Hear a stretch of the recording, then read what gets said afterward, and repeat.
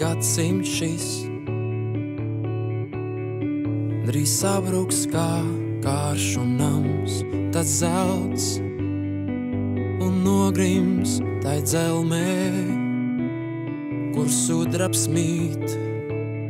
Tavs stāsts ir sācies, kad horizonts tik šķietami visiem vienāds, bet tomēr tik dažāds, katram vēras